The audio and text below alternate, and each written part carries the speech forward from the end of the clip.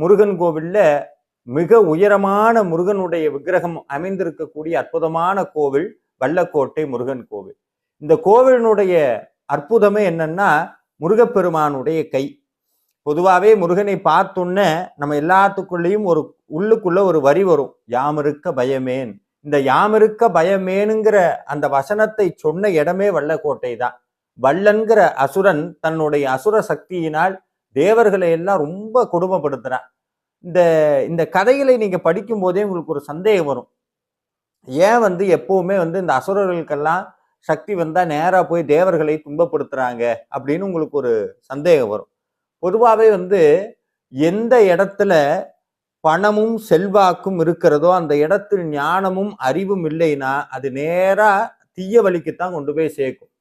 ஒருத்தருடைய வாழ்க்கையில் ஞானமும் அறிவும் இல்லை, ஆனா அந்த இடத்துல அதிகப்படியான பணமும் செல்வாக்கும் இருக்குன்னா அது சுத்தி இருக்க அத்தனை பேருக்கும் தீமையை விளைவிக்கும். அதனாலதான் இன்னைக்கும் சொல்றோம், நல்லவன் கையில ஆட்சி போகணும், கெட்டவங்க கையில ஆட்சி போகக்கூடாது. இப்படி எல்லாம் நிறைய நம்ம சொல்றோம். நல்லவர் தீயவர் அப்படிங்கிற இந்த பாகுபாடை சொல்லக்கூடியதுதான் இந்த அசுர தேவ யுத்தம். அப்ப இந்த வல்லன்கிற அசுரன் தனக்கு கிடைச்ச அந்த பலத்தினால தேவர்கள் எல்லாம் போய் துன்பப்படுத்திக்கிட்டே இருக்கான், சும்மா சீண்டிக்கிட்டே இருக்கான். தேவர்கள் பொறுக்க முடியாம முருகன்கிட்ட போய் முறையிடுகிறார்கள். அப்போ முருகன் கையை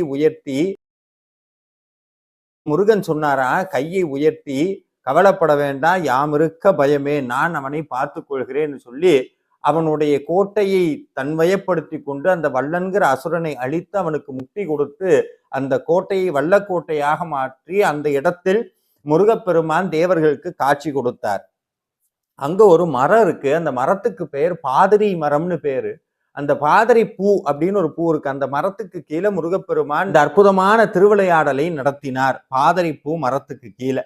பிற்காலத்தில் நாரத மகரிஷி இந்த அற்புதமான வல்லக்கோட்டைங்கிற இடத்துல முருகனுடைய கோவிலை உருவாக்க வேண்டும்னு சொல்லி பகீரதன்கிற ஒரு மன்னனுடைய வாழ்க்கையில் அவனுடைய ஆணவத்தை அடக்கி அவனுக்கு பாடத்தை புகட்டி துர்வாச முனிவரால் அங்கு ஒரு அற்புதமான கோவிலை கட்ட வைத்தார். துர்வாச முனிவர், பகீரதன், அதே போன்று நாரத மகரிஷின்னு எண்ணற்ற தேவர்கள் எல்லாம் வழிபட்ட இடம்தான் இந்த வல்லக்கோட்டைன்னு சொல்லக்கூடிய அற்புதமான முருகப்பெருமானுடைய திருக்கோவில்.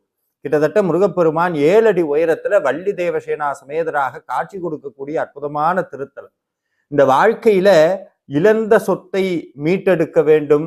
நம்ம நிறைய பேருக்கு இன்னைக்கு இருக்கக்கூடிய காலகட்டத்துல நிறைய சம்பாதிக்கிறாங்க, ஆனா சம்பாரிச்ச அத்தனையுமே நம்ம விட்டு போய்கிட்டே இருக்கு சார், வீட்டுல தங்க மாட்டேங்குது, இனம் புரியாத வேதனை. இதெல்லாம் இருக்கக்கூடிய நபர்கள் கட்டாயம் இந்த வல்லக்கோட்டை முருகனை போய் தரிசனம் பண்ணணும்.